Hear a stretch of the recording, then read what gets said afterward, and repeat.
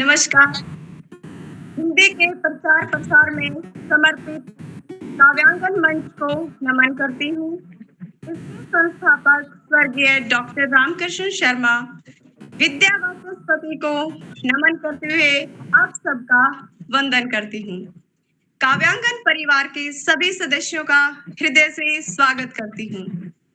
ले चल वहां तू मन मानस मयूर मेरे, काव्य सरिता की जहां बहती तरंग है, काव्य की ही सत्ता जहां कल्पना की चेतना है, काव्य का ही मंच और काव्य की ही उमंग है। मैं मंजू छिल्लर आज काव्यांगन के लाइव कार्यक्रम काव्य गंगा के नए रूप के साथ एक बार फिर उपस्थित हूँ। काव्य ग्रंथ लोकार्पण काव्य गंगा लाइव, जिसमें आपका परिचय कराया जाता है देश के नामचीन रचनाकारों की नवरचित पुस्तकों से, वही काव्य गंगा लाइव कार्यक्रम के काव्य ग्रंथ लोकार्पण संस्करण में प्रसिद्ध और नवोदित रचनाकारों की प्रकाशित पुस्तकों का ऑनलाइन लोकार्पण किया जाता है। हम वचनबद्ध हैं, हम समर्पित हैं एक गरिमामय काव्यांगन पटल के लिए। हम समाज को, आने वाली पीढ़ी को एक ऐसा साहित्यिक मंच देना चाहते हैं जिस पर वे गर्व कर सकें।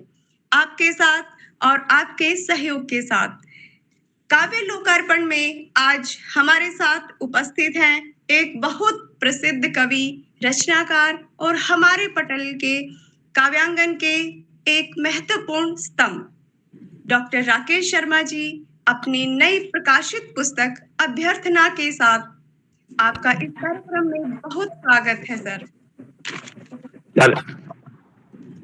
लोकार्पण के कार्यक्रम को सफलता के शिखर तक पहुंचाने के लिए मंच पर मेरे साथ सभी वरिष्ठ एडमिन उपस्थित हैं। श्रीमान रमापति त्रिवेदी जी, श्रीमान राधाकृष्ण दीक्षित जी, श्री मुक्तिनाथ त्रिपाठी जी, श्री विवेक गोयल जी एवं श्रीमती शिल्पी सिंह जी, आप सभी गुणीजनों का हृदय से स्वागत करती हूँ। आइए सबसे पहले कार्यक्रम का आरंभ करते हैं सरस्वती वंदना के साथ।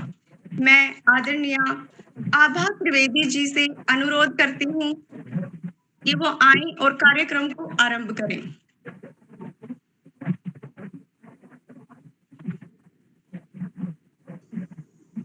नमस्कार, काव्यांगन मंच को नमन करती हूँ।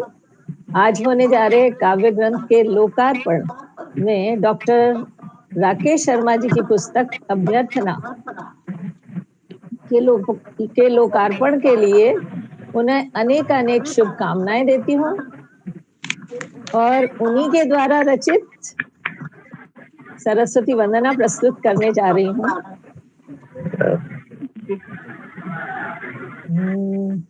शारदे मां, शारदे मां, आरती के दीप लेकर आ रहे हम तेरे मंदिर के पुजारी, तेरे ही गुण गा रहे हम शारदे मां।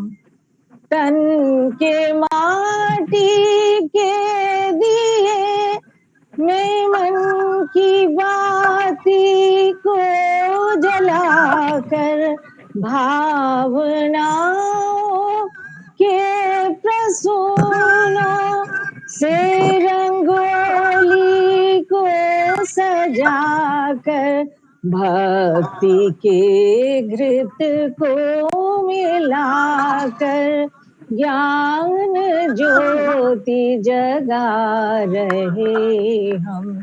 माँ तुम्हारी आरती के दीप लेकर आ रहे हम तेरी वीणा की मधुर झंकार कानों में बस सी है, धवल हंस विराजनी की, मूर्ति ममता मयलसी है, भव्य ये दर्शन निमीलित चक्षुओं में पा रहे हम, माँ तुम्हारी आरती के दीप लेकर आ रहे हम,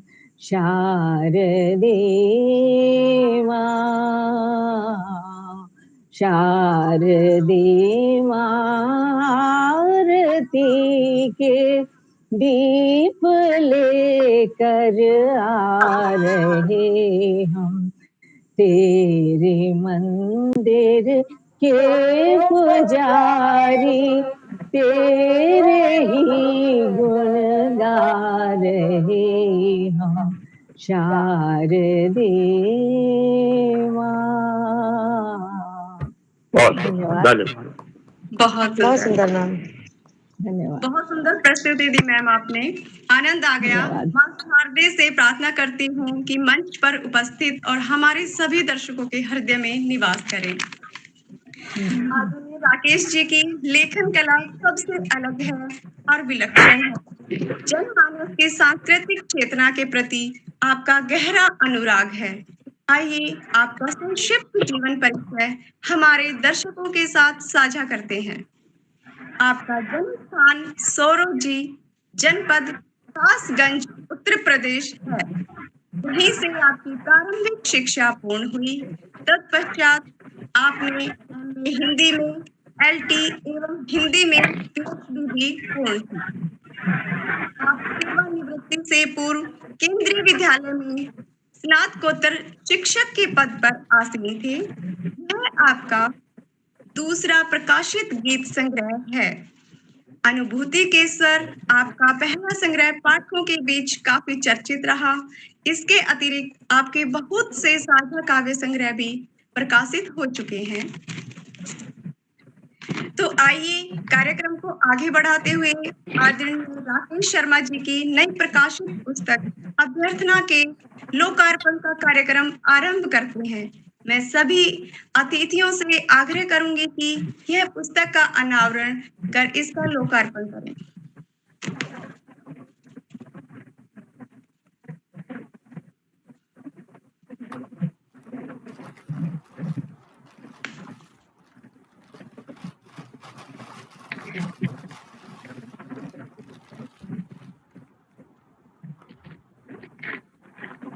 बोलिए।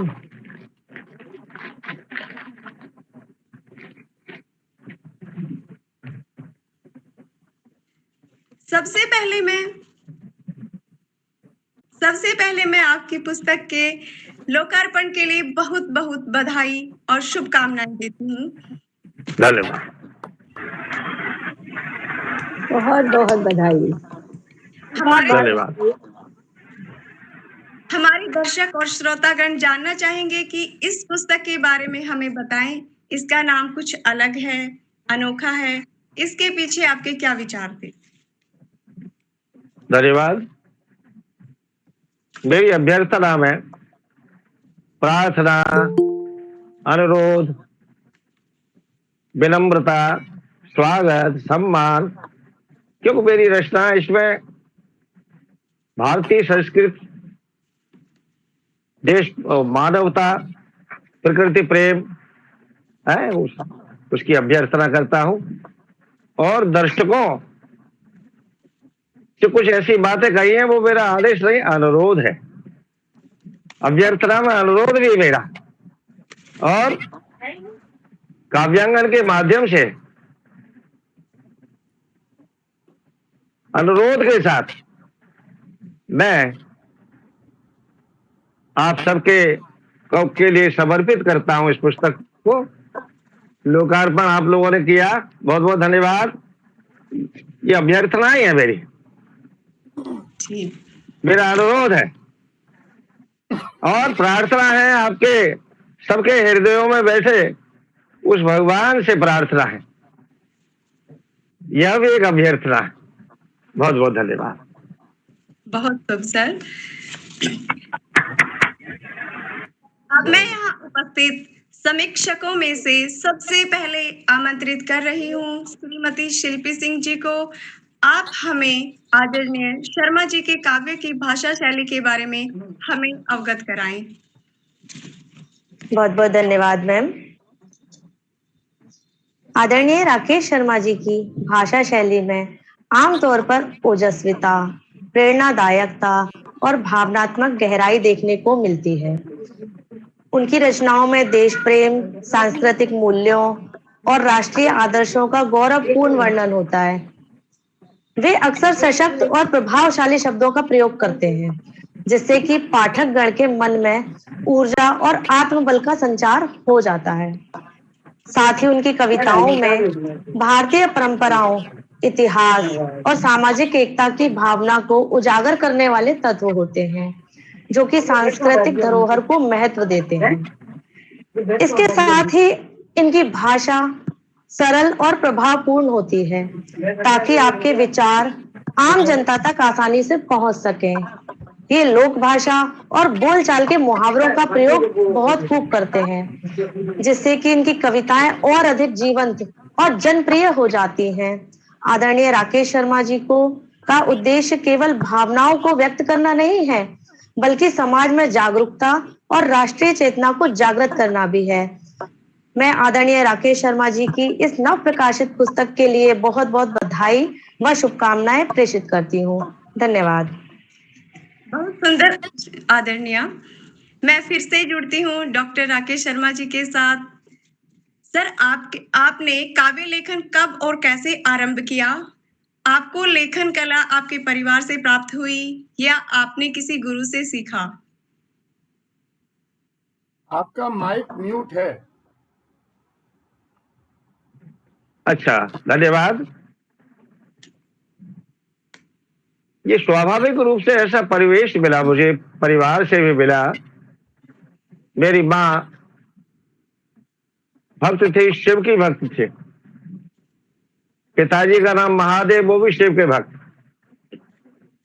तो मैं शुरू में, प्रारंभ में फिल्मी गीतों के आधार पर पैरोडियां लिखता था और कीर्तन और भजन आयोजन में, जब विद्यार्थी जीवन काल की बातें, उच्च स्वरों में गाता था उनको और प्रशंसा मिलती थी शिव स्तुतियों में। अब एक दिन हमारे जो इसके संस्थापक हैं मंच के, विशेष रूप से लेखन तो उनके सत्संग में शुरू हुआ, क्योंकि मुझे छोटी सी अवस्था में उन्होंने काव्य बंगला का मुझे उपाध्यक्ष बनाया। मैं 8 वर्ष रहा उसका, जब तक शोरों में रहा, अपनी जन्मभूमि में रहा। गुरुवर डॉक्टर रामकृष्ण शर्मा जी मुख्य रूप से हर महीने एक काव्य गोष्ठी होती थी। विशेष आयोजनों में नगर के लोगों को बुलाया जाता था। ये सब मुझे याद आ रहा है। और वर्ष में एक बार कवि सम्मेलन होता था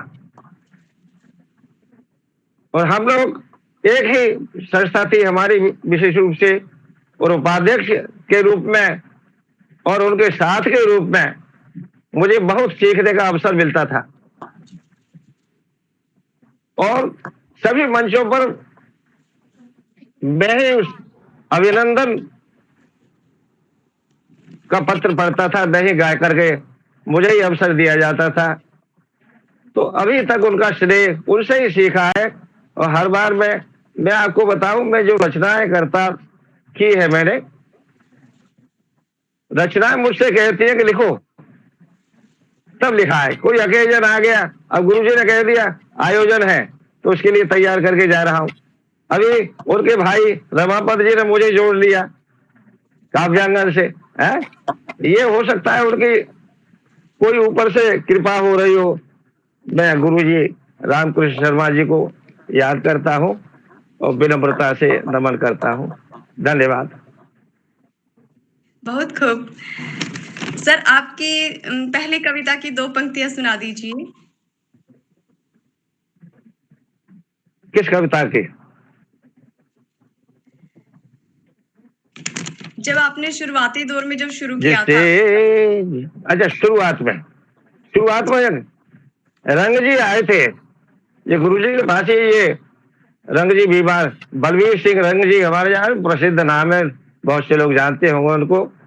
और सीताराम मंदिर है हमारे यहाँ, वहाँ रहे थे प्रसिद्ध कवि, भारत के स्तर के, विदेश स्तर के, अंतर्राष्ट्रीय स्तर के श्री बलवीर सिंह रंग जी।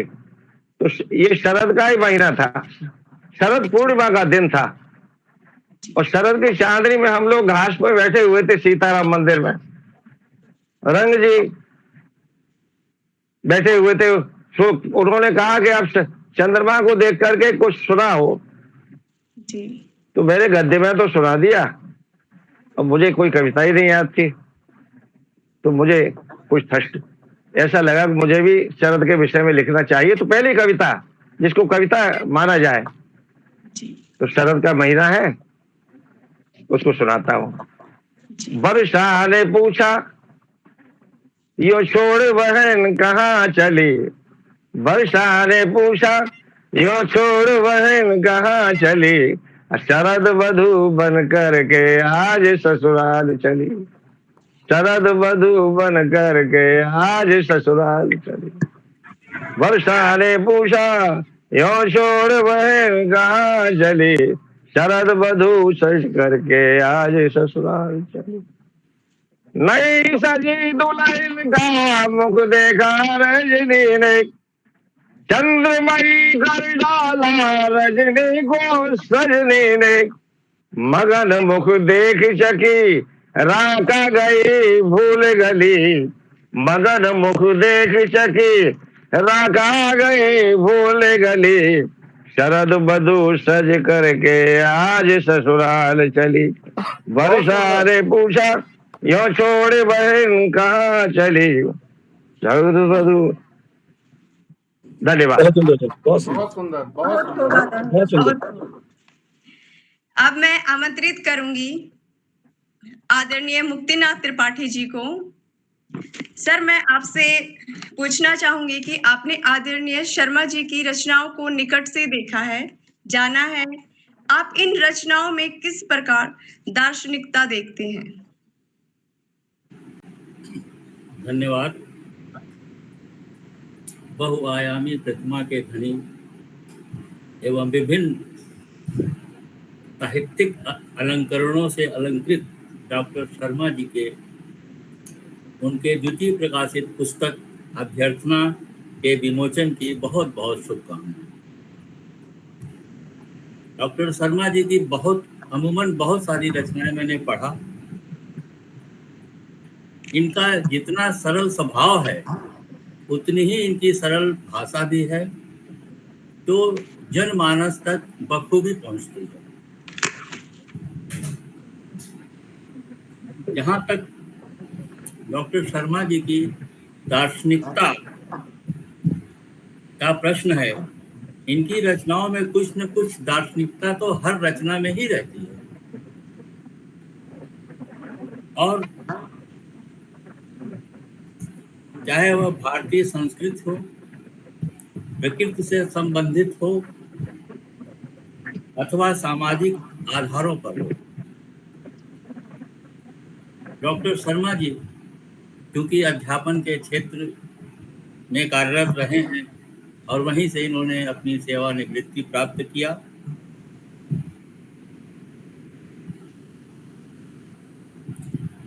इनकी रचनाओं में पढ़ने के उपरांत एक तरह से ऐसा महसूस होता है कि शिक्षा मिल रही है, तो वो शिक्षक का गुण इनकी रचनाओं में बखूबी है।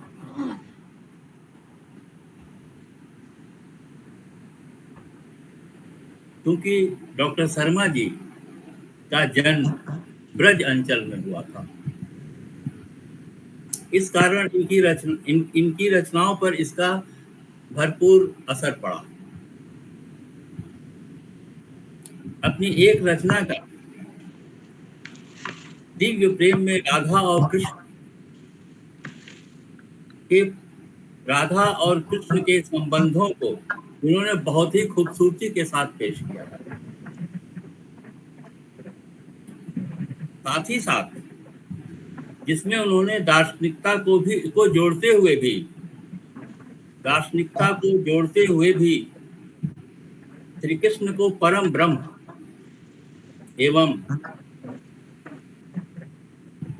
श्री कृष्ण की प्रकृति को राधा का तत्व बताया है। इसी रचना में उन्होंने राधा का माँ लक्ष्मी की अनुकृत भी माना है, जिसमें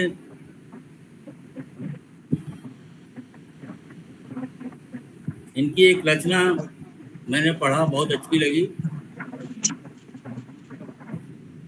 कृष्ण की ही प्रकृति ही राधा है, कृष्ण की प्रकृति ही राधा है, प्रिय वियोग की पीड़ा ही आकृति राधा। धर्म और दर्शन के प्रति डॉक्टर शर्मा का दृष्टिकोण पूर्णतः भारतीय है। जो इनकी रचना शाश्वत अनादि अनंत धर्म वही सनातन है, सदा सर्वथा सत्य मर्म वही सनातन। बहुत सुंदर। भारतीय संस्कृति के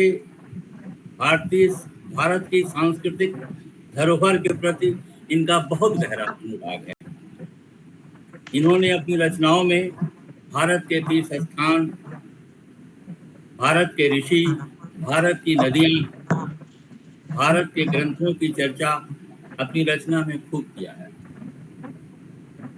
एक थी सरस्वती नदी, जिसमें उन्होंने विलुप्त सरस्वती के अस्तित्व को प्रस्तुत किया है, जो इनके भारत के सांस्कृतिक धरोहरों के प्रति अनुराग को स्पष्ट परिलक्षित कर रहा है। भारतीय सामाजिक व्यवस्था की कल्पना जो कभी हमारे पूर्वजों ने किया था, भारतीय मूल्य मान्यताएं आज पाश्चात्य प्रभाव के कारण अपना रूप स्वरूप बदल रही हैं। इस अवसर पर भी उन्होंने अपनी लेखनी खूब चलाई है। जो इनकी रचनाओं पिता का उजाला, बेटियां, वह भारतीय पत्नी है, स्त्री एवं मित्रता की कसौटी में स्पष्ट परिलक्षित हो रहा है। बहुत सुंदर, बहुत सुंदर। काव्य ग्रंथ में संग्रहित रचनाएं समाज को एक सार्थक संदेश दे रही हैं। मैं डॉक्टर राकेश शर्मा जी की पुस्तक अभ्यर्थना की सभी रचनाएं, मैं उनकी पुस्तक की सफलता के लिए उन्हें बधाई और शुभकामनाएं देता हूं। धन्यवाद। बहुत बहुत धन्यवाद त्रिपाठी सर, आपका बहुत बहुत आभार। बहुत सुंदर सर, बहुत अच्छा। एक बार मैं फिर से जुड़ती हूँ हमारे मुख्य अतिथि के साथ। सर, आज हिंदी का विस्तार विश्व भर में हो रहा है, इसे आप किस तरह देखते हैं? और हमारे दर्शकों के साथ अपनी मनपसंद कविता भी साझा कीजिए। जी, तो विश्व भर में भाषा बहता नहीं है, तो हिंदी आज अंतर्राष्ट्रीय भाषा हो गई है, वैश्विक स्तर पर प्रगति पथ पर अग्रसर है। उसके कारण है प्रवासी भारतीय मुख्य कारण। हमारे देश के लोग अमेरिका, इंग्लैंड और अन्य देशों में बसे हुए हैं और उन्होंने अपनी भारतीयता, अपनी भाषा, इसको जीवंत रखा है, अपनी संस्कृति को नहीं छोड़ा है। बहुत सुंदर। दूसरा कारण है यहाँ के फिल्मी गीत भी पसंद किए जाते हैं, हिंदी भाषी भी पसंद करते हैं। और जिसे मुझे दूसरा नहीं तीसरा नहीं, दूसरा कारण कहना चाहिए। मुख्य कारण है हमारे तुलसीदास, प्रेमचंद के उपन्यास हो, गोस्वामी तुलसीदास का रामचरितमानस हो, या हिंदी के कई प्रतिष्ठित कवि हैं हमारे, अन्य भाषाओं में भी उनके प्रकाशन है, वो विदेशों में भी कई विश्वविद्यालय हिंदी पढ़ा रहे हैं पाठ्यक्रम के रूप में। तो इस प्रकार से विश्वव्याप्त होती जा रही है और अंतर्राष्ट्रीय दिवस भी मनाया जाता है हिंदी का। धन्यवाद। बहुत खूब सर। हमारे दर्शकों के साथ मनपसंद कविता भी साझा कीजिए सर। मनपसंद कविता तो सबसे पहले देशभक्ति की बात हुई थी। देशभक्ति रचना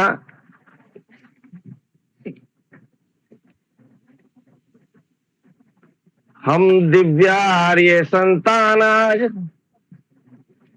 अस्तित्व स्वयं का भूल रहे। हम दिव्यार्य संतान, हम दिव्यार्य संतान आज अस्तित्व स्वयं का भूल रहे। पश्चिमी सभ्यता चकाचौंध के स्वप्न लोक में झूल रहे। पश्चिमी सभ्यता चकाचौंध के स्वप्न लोक में झूल रहे। हम दिव्यार्य संतान वैदिक संस्कृति की सरिता को अविरल प्रवाह क्या रुक सकता। प्राचीन सभ्यता का स्थापित स्वर्णिम ध्वज का रुक सकता, और स्वर्णिम ध्वज क्या झुक सकता। अपने अतीत का करे ध्यान, अपने अतीत का करे ध्यान, अपने अतीत का करे ध्यान। हम सदा ज्ञान के मूल रहे। हम दिव्यार्य संतान आज अस्तित्व स्वयं का भूल रहे। धन्यवाद। और आगे है संजय धृतराष्ट्र प्रेरणा से दूरदर्शन दुनिया में आया। पुष्पक विमान हमने पाया, तब वायुयान जग ने पाया। अब से सीखे वैज्ञानिक और आविष्कारों पर फूल रही। हमसे ही सीखे वैज्ञानिक और आविष्कारों पर फूल रहे।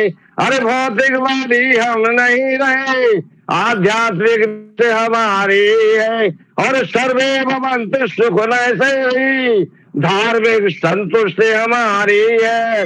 और यहाँ लेते प्रभु अवतार, यहाँ लेते प्रभु अवतार, और यहाँ लेते प्रभु अवतार के सब उनके चरणों के धूल रहे। हम दिव्यार्य संतान। धन्यवाद। बहुत खूब आदरणीय, बहुत खूब।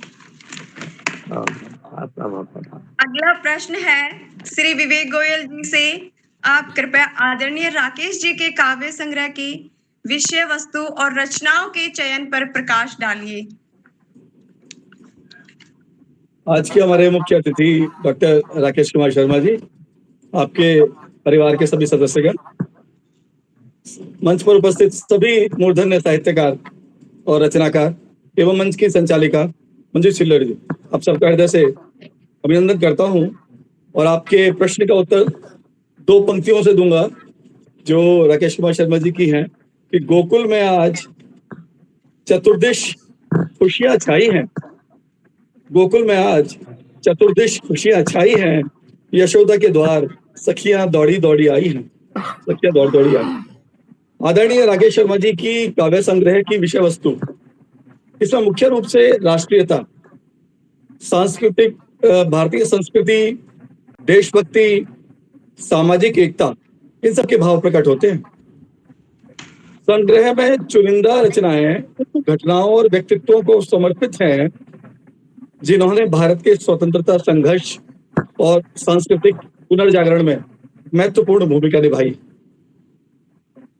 रचनाओं के चयन में आपने भारतीय संस्कृति की समृद्धता, परंपराओं की महानता और नैतिक मूल्यों पर विशेष बल दिया है।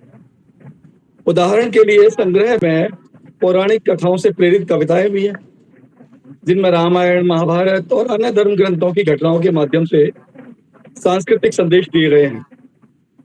विशेष रूप से हिंदी के उत्थान पर तो रचनाओं की एक श्रृंखला देखने को मिलती है। विषयगत अच्छा। दृष्टि से कविताओं में एक तरफ जहां भक्ति रस की प्रधानता है, वहीं दूसरी ओर करुणा, समर्पण और सामाजिक चेतना के भाव भी बहुत गहरे हैं। इस प्रकार आदरणीय राकेश शर्मा जी की पुस्तक में रचनाओं का चयन इस प्रकार किया गया है कि वे पाठकों को राष्ट्र प्रेम, सामाजिक जिम्मेवारी और सांस्कृतिक गौरव का बोध कराते हुए प्रेरणा का स्रोत बने। आपने अपनी कविताओं में भारतीय पर्व, त्योहारों, रीति रिवाजों और लोक कला संस्कृति की महत्ता को प्रमुखता से उभारा है। इस तरह की कविताएं भारत की विविधता में एकता के विचार को भी मजबूत करती हैं और पाठकों को यह एहसास कराती हैं कि संस्कृति और सभ्यता का संरक्षण और संवर्धन ही राष्ट्र की असली पहचान। मान्यवर, मैं आपको इस सुंदर पुस्तक की सफलता के लिए अनेकानेक शुभकामनाएं प्रेषित करता हूँ। धन्यवाद। बहुत खूब। हम फिर से जुड़ते हैं एक बार राकेश जी के साथ।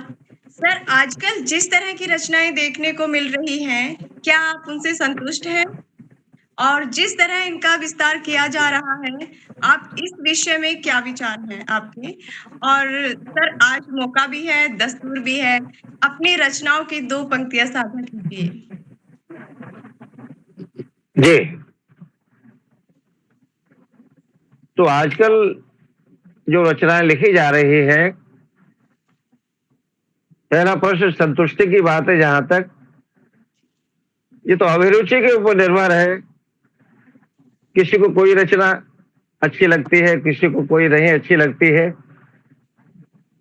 और जहां तक विस्तार खूब हो रहा है, आजकल बहुत अच्छा लिखा जा रहा है और इतने अवसर मिल रहे हैं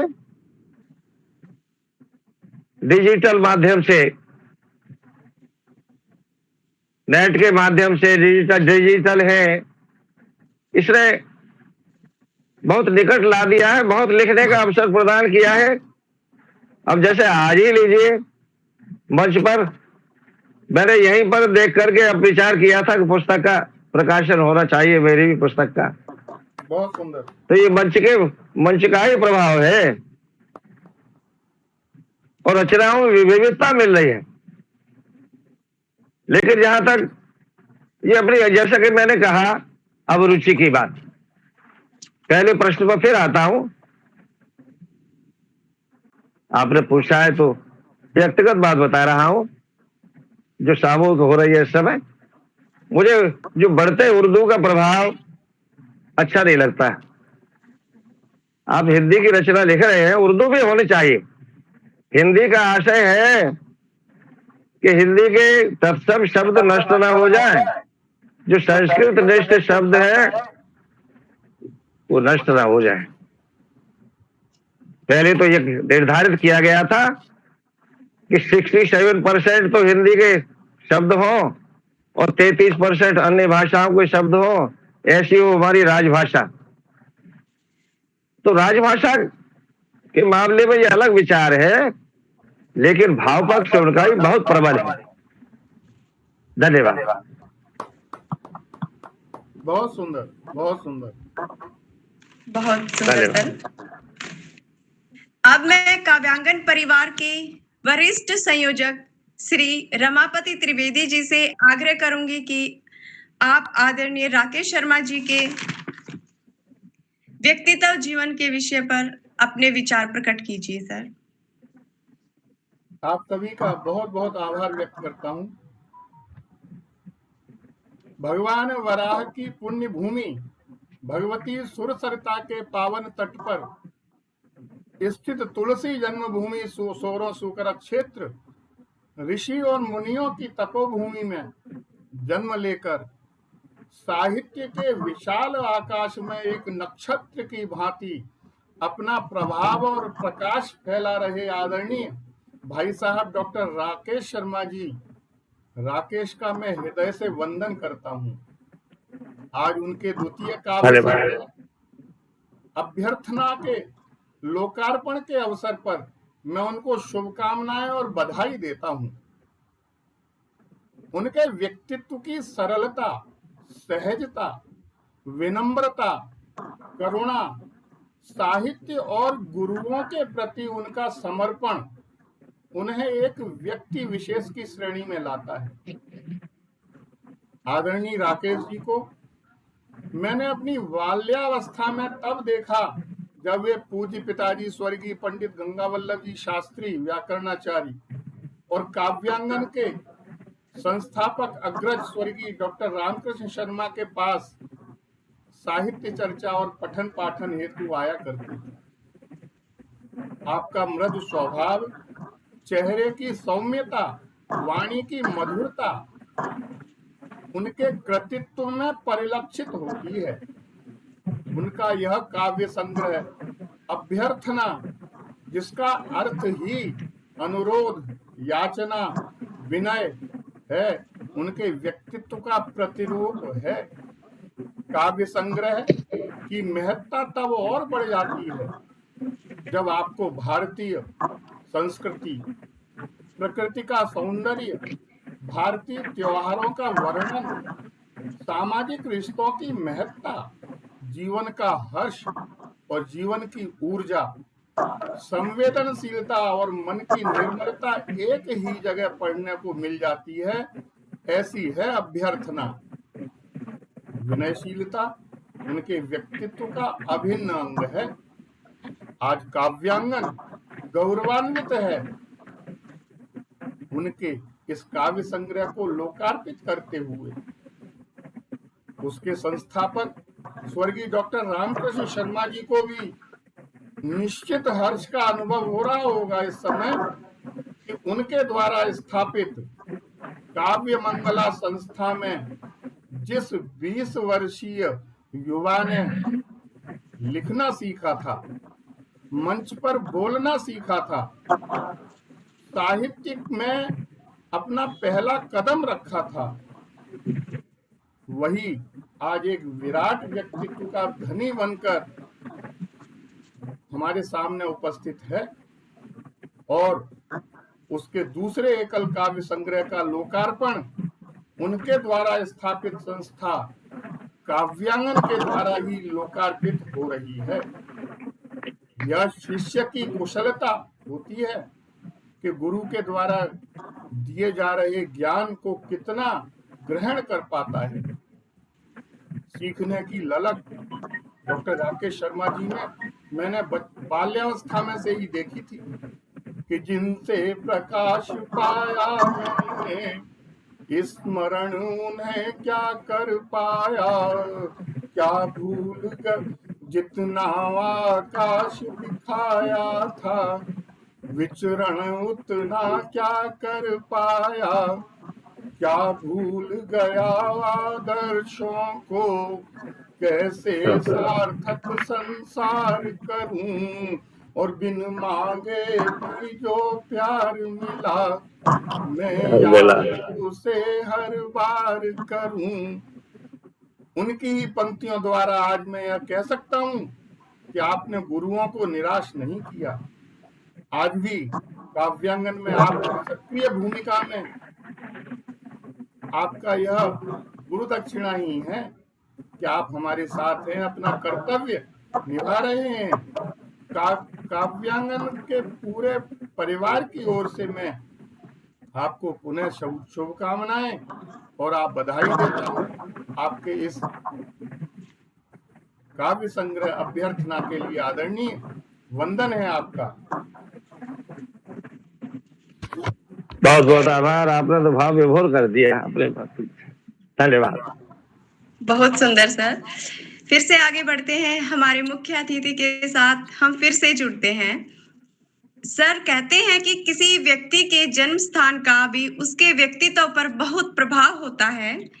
आपके मन मस्तिष्क पर आपके जन्म स्थान का क्या प्रभाव रहा? जी,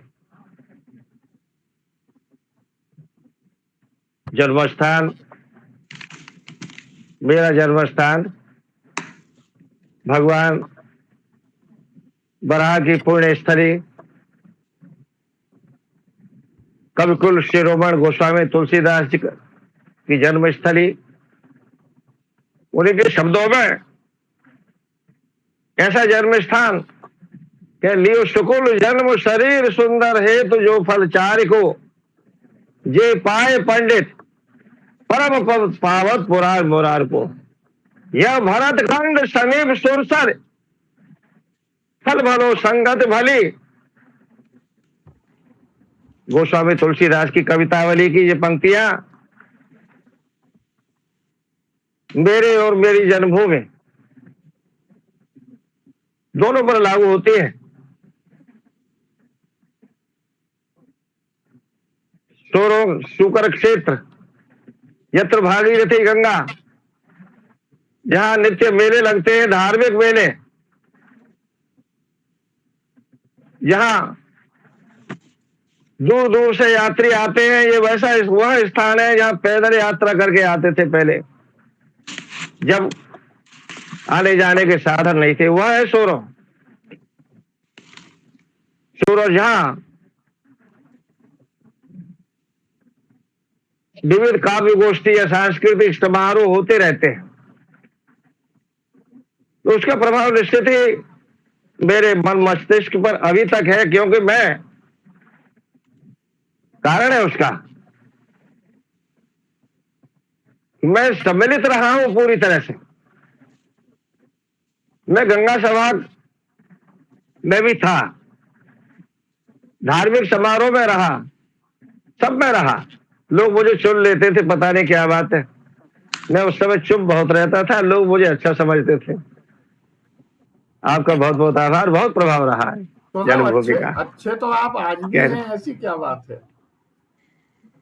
जी अब बोलता हूँ, पहले बोलता कम था। दर्शकों के साथ एक अपनी मनपसंद कविता भी साझा कीजिए। हाँ जी। निष्ठा। मयूरा चल जंगल की ओर, मयूरा चल जंगल की ओर, चल जंगल की ओर मयूरा, चल जंगल की ओर मयूरा, चले जंगल की ओर।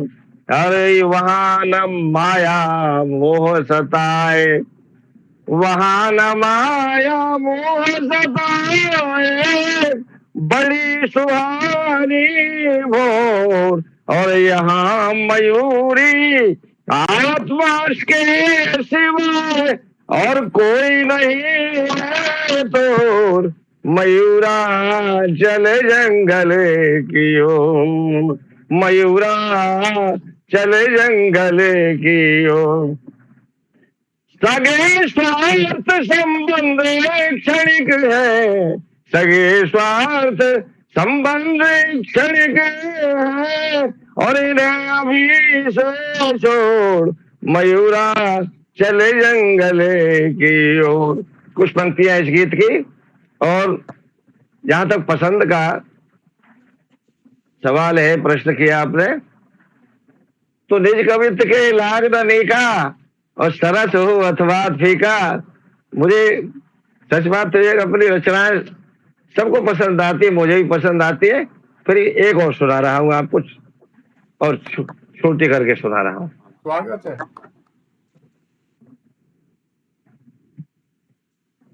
बड़े भाग्यों से मानव जीवन सुंदर तन मन पाया, प्रेम कलश चल के, प्रेम कलश चल के, प्रेम सलग चल के, प्रेम कलश चल के। बड़े भाग्यों से मानव जीवन सुंदर तन मन पाया, लेकिन निर्मल प्रेम बिना है निर्मल जीवन काया। प्रेम शहीद हृदय है, दम्भ द्वेष तम के, रे मम हृदय तुम्हें दिखलाओ, प्रेम कलश बन के, प्रेम कलश बन के, प्रेम कलश में ब्रह्मा विष्णु प्रेम महेश त्रिदेव रहते हैं, प्रेम कलश का अमृत पीकर देव अमर होते हैं, प्रेम गगन में तारे खिलते, प्रेम गगन में, प्रेम गगन में तारे खिलते, सूर्य चंद्र दमके और प्रिय छलकाना, प्रेम निधि से प्रेम कलश भर के, प्रेम कलश भर के। बहुत बहुत धन्यवाद। बहुत खूब आदरणीय, बहुत सुंदर। अब मैं हर्ष के साथ आमंत्रित कर रही हूँ एक बार फिर से विवेक गोयल सर को। सर, आप एक कुशल समीक्षक हैं। आपसे सादर आग्रह है कि आप हमारे दर्शकों के लिए पुस्तक की संक्षेप में समीक्षा प्रस्तुत करें।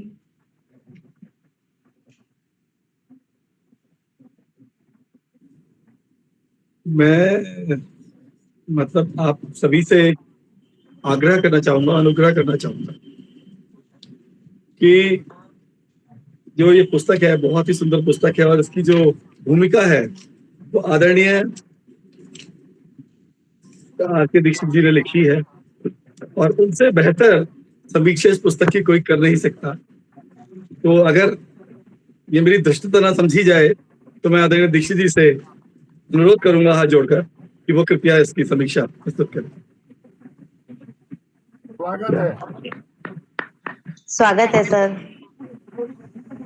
स्वागत है भाई सर। काव्यांगन मंच पर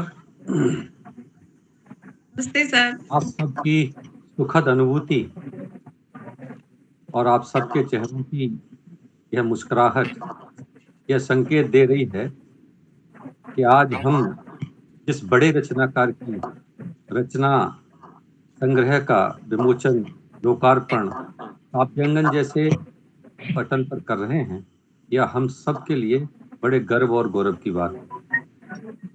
काव्यांगन पटल के इस कार्यक्रम में उपस्थित आदरणीय रमापति जी, आदरणीय विवेक जी, आदरणीय मुक्तिनाथ जी, आदरणीय शिल्पी जी, आदरणीय आभा जी, नेहा जी और बहुत ही सुंदर संचालन कर रही आदरणीय मंजू जी, आप सबको मेरा सादर अभिवादन, अभिनंदन। आप बहुत खूबसूरत लग रहे हैं।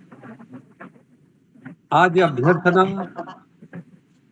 जिसकी चर्चा हम कर रहे हैं उसके रचनाकार डॉक्टर राकेश कुमार शर्मा जी मूलतः शिक्षक रहे हैं और शिक्षक के साथ ही हिंदी के शिक्षक रहे हैं।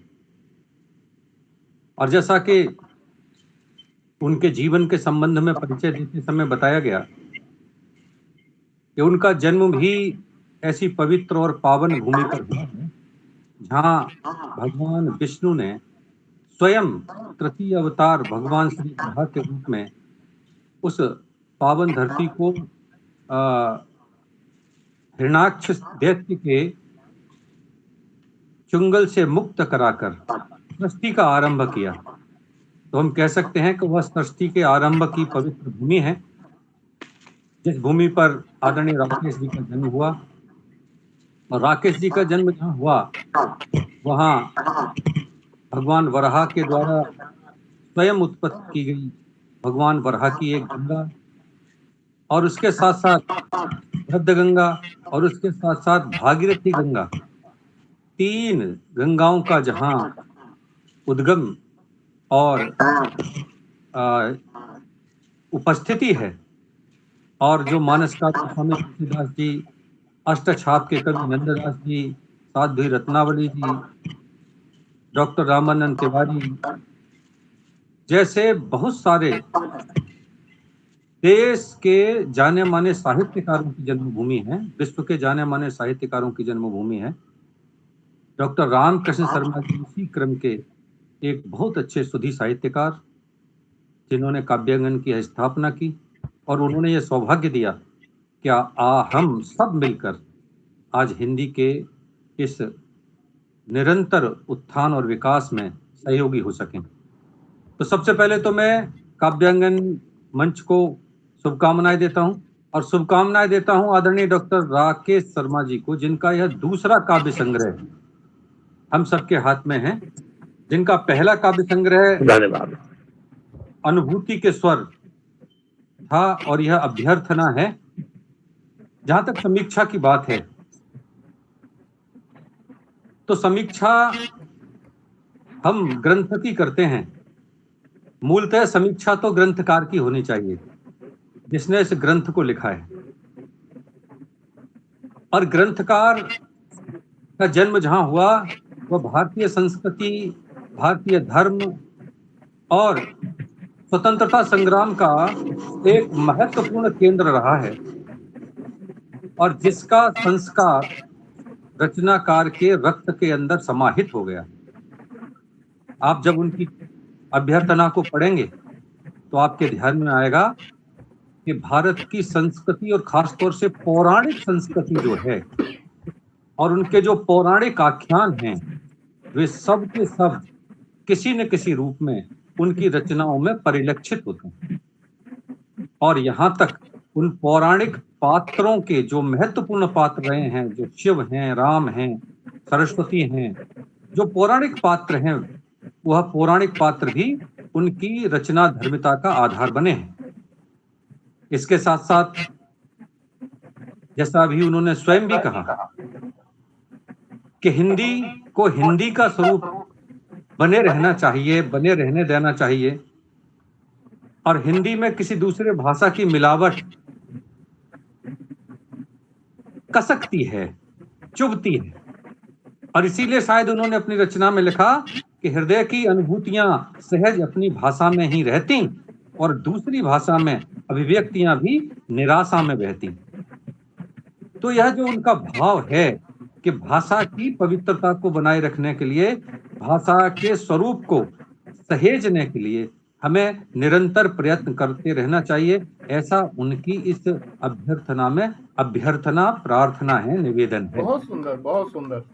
उनकी रचनाओं में राष्ट्रवादिता बहुत ही गहराई से मिलती है और वो इसलिए मिलती है कि जहां उनका जन्म हुआ था वहां पर स्वतंत्रता संग्राम का बहुत ही महत्वपूर्ण स्थान रहा, जहां बहुत सारे स्वतंत्रता संग्राम सेनानियों को एक साथ फांसियां दी गईं, पेड़ों पर लटकाया गया और उस मिट्टी के अंदर जो शहीदों का रक्त सना है, उस रक्त में सने संस्कारों में पलकर बड़े हुए डॉक्टर राकेश कुमार शर्मा के रक्त में भी वह देशभक्ति के संस्कार घुल मिल गए हैं और इसी कारण वे संस्कार उनकी रचनाओं में प्रकट होते हैं, अभिव्यक्त होते हैं, दिखाई देते हैं।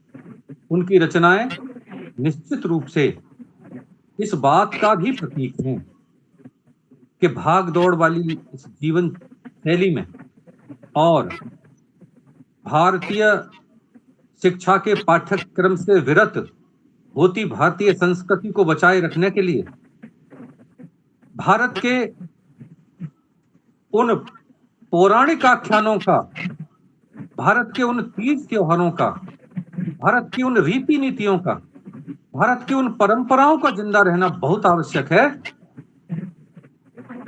जिनको भारतीय शिक्षा पद्धति से बाहर कर दिया गया है और जिसको आने वाली पीढ़ी नहीं पढ़ पा रही है, नहीं गढ़ पा रही है, नहीं जान पा रही है।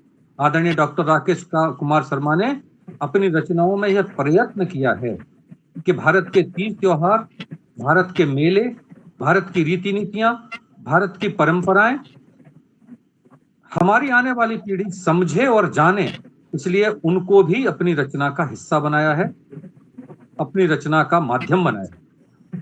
और किसी भी रचनाकार के लिए यह बहुत आवश्यक है कि उसकी रचना किसी भी आने वाली पीढ़ी के सामाजिक, सांस्कृतिक, धार्मिक और नैतिक आधार को पोषित करे, पल्लवित करे, आगे बढ़ाए, जिसमें आदरणीय राकेश कुमार शर्मा जी की रचनाएं सर्वथा सार्थक प्रतीत होती हैं।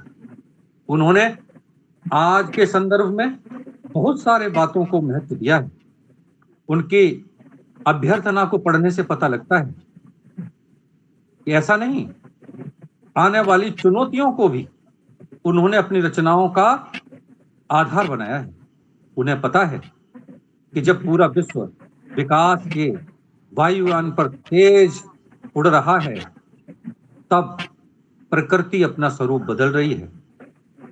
लोगों का ध्यान विकास की ओर है और इस विकास में होते विनाश ने प्रकृति के साथ छेड़खानी कर रखी है, और जिसके कारण से आज वायु प्रदूषण या मौसम परिवर्तन जैसी बहुत सारी समस्याएं उत्पन्न हो गई हैं। और इसीलिए उन्होंने प्रकृति को भी, प्रकृति की साधना को भी, प्रकृति के प्रति लोगों को प्रेरित करने के लिए भी रचनाओं का सृजन किया है, और वो रचनाएं उनके इस संग्रह का हिस्सा बनी है। और इसीलिए वृक्षारोपण के पुण्य को उन्होंने अपनी एक रचना में बताया है कि वृक्षारोपण करना एक बड़े पुण्य का बहाना है।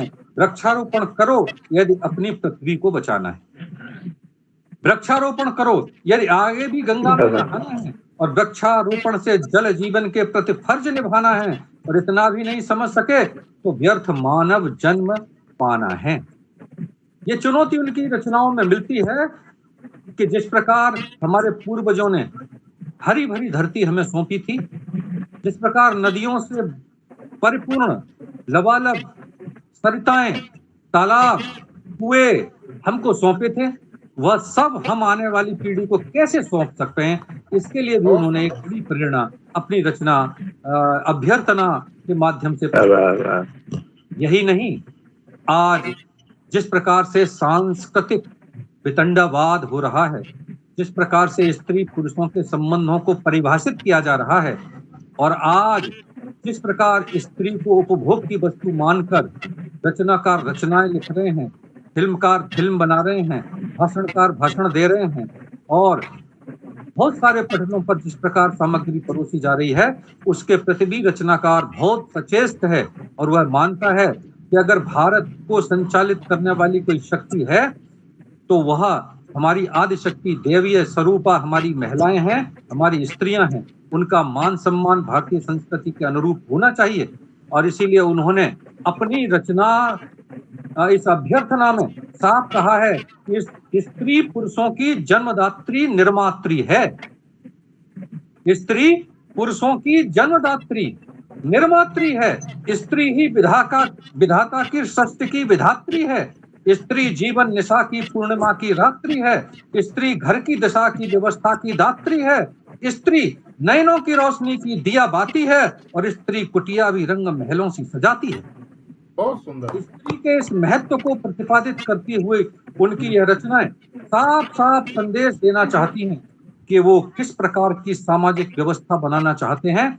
और कवि का यह दायित्व बनता है कि जितने भी सामाजिक समीकरण बिगड़ रहे हैं, ताना बाना बिगड़ रहा है, उसके प्रति लोगों को सचेत करता रहे, उन सब समस्याओं को उठाता रहे अपनी लेखनी के माध्यम से, और आने वाली पीढ़ी को बताता रहे। इसीलिए हमें यह ध्यान रखना चाहिए कि अतीत के गौरवान्वित पन्ने कहीं हमारे जीवन के किताब से फट तो नहीं रहे, मैले तो नहीं रहे, छूट तो नहीं रहे।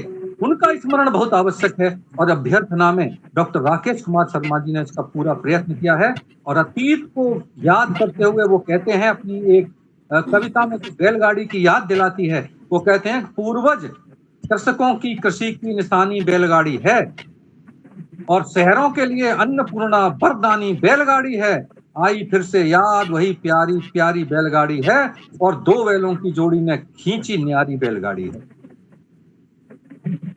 तो ग्राम प्रधान भारत, और उस ग्राम प्रधान भारत में बैलगाड़ी और बैलों और कृषकों का महत्व नकारा नहीं जा सकता।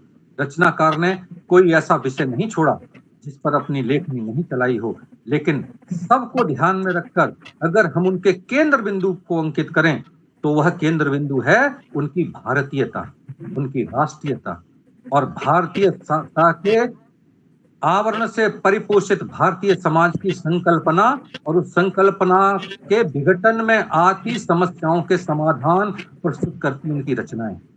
मैं आदरणीय डॉक्टर राकेश कुमार शर्मा की इस अभ्यर्थना जो उन्होंने प्रस्तुत की है जन जन के लिए, लोक के लिए, प्रभु से प्रार्थना करता हूं वह लोक मंगल के काम में आए, पाठकों का मनोरंजन ही नहीं करे बल्कि पाठकों का मार्गदर्शन भी करे। और मैं प्रभु से यह भी प्रार्थना करता हूं कि प्रभु और मां सरस्वती उनको शक्ति दें, सामर्थ्य दें, ज्ञान दें और उनके अंदर ऐसा तेज पुण्य उत्पन्न करें जिससे वे नित नई रचनाओं का सृजन करें और हम हर बार काव्यांगन के इस वैश्विक पटल पर उनकी नई आगामी रचनाओं को इसी प्रकार लोकार्पित करते रहें। मैं पुनः एक बार काव्यांगन के सभी सभी पाठकों को, रचनाकारों को, लाइव जुड़े हुए सभी श्रोताओं को, दर्शकों को, काव्यांगन के सभी सदस्यों को और आज एडमिन ग्रुप के सभी महानुभावों को एक बार शुभकामनाएं देते हुए अपनी बात को विराम देता हूं। धन्यवाद। आपका बहुत बहुत बहुत आभार आदरणीय दीक्षित जी। आपके इस वक्तव्य से बहुत गौरवान्वित महसूस कर रहा हूं। आपकी भूमिका ने अभ्यर्थना की गरिमा में वृद्धि की और आपके वक्तव्य ने यादगार बना दिया इस विमोचन के आयोजन को। किन शब्दों में आभार व्यक्त करूं। बहुत बहुत आभार दीक्षित सर, बहुत बहुत धन्यवाद। बहुत सुंदर सर, धन्यवाद। हमें बहुत प्रसन्नता है कि आज हमारे एडमिन पैनल के राकेश जी की प्रकाशित पुस्तक ऑनलाइन लोकार्पण संपन्न हुआ। आप इसी प्रकार प्रेम और श्रृंगार को सार्थक करती हुई और मानवीय संवेदनाओं को उभारती हुई सुंदर रचनाओं का सृजन करते रहें। मैं हमारे सभी दर्शकों, काव्यांगन पटल के सभी सदस्यों और उपस्थित अतिथि मंडल की ओर से आपके उज्जवल काव्यात्मक भविष्य के लिए बहुत बहुत शुभकामनाएं देती हूँ और धन्यवाद प्रकट करती हूँ कि आपने हमें अवसर दिया कि यह कार्य इस पटल पर संपन्न हो पाए। साथ ही मैं अपने सभी अतिथिगणों एवं दर्शकों का हृदय से आभार व्यक्त करती हूँ कि आपने आकर कार्यक्रम को सफल बनाया। बहुत बहुत आभार आपका। काव्य गंगा में काव्य ग्रंथ लोकार्पण का यह कार्यक्रम निरंतर चलता रहेगा। आपकी आस्था, आपका विश्वास हमारे ऊपर ऐसे ही बना रहेगा। इसी विश्वास के साथ आपको आमंत्रित करते हैं। आशा करते हैं अगली बार आपकी पुस्तक के विमोचन के लिए एक बार फिर एकत्रित होंगे। आपका बहुत बहुत आभार मंजू बहन, इतने अच्छे संचालन के लिए। बहुत सुंदर संचालन। और मैं काव्यांगन पटल और आज उपस्थित जुड़े हुए सभी को हृदय से धन्यवाद देता हूं, आभार व्यक्त करता हूं। आदरणीय दीक्षित जी, आदरणीय रमापत जी, आदरणीय शिल्पी बहन, आदरणीय विवेक जी और आदरणीय श्रीमती रमापत जी और जो भी है, हमारी बेटी भी दिखाई दे रही है, दीक्षा शर्मा, पूजा शर्मा भी हो गई। और जो कोई नाम हो, मैं विवेक जी से, आदरणीय विवेक जी से अनुरोध करूंगा, कोई नाम छूट गया है उसको भी बता दीजिए। उसको भी आभार। जिससे जो जी वो शिव जाते हैं, मुक्तिनाथ सर का, त्रिपाठी सर का अभिवादन करते हुए बहुत बहुत आभार। जिससे पथ पर श्रेय मिला उस राही को धन्यवाद। जीवन अस्थिर लंबी मंजिल तय के कर लेना, कोई खेल नहीं। दाएं बाएं सुख दुख चलते सन्मुख चलता पथ का प्रभात, और जिस जिस पथ पर स्नेह मिला उस राही को धन्यवाद। आप सबको बहुत बहुत आभार, बहुत बहुत धन्यवाद मंजू बहन, बहुत बहुत धन्यवाद। नमस्कार। बहुत बहुत धन्यवाद सर, आपका भी। धन्यवाद सभी का। आपने इतनी सुंदर धन्यवाद। रचनाओं का सृजन किया।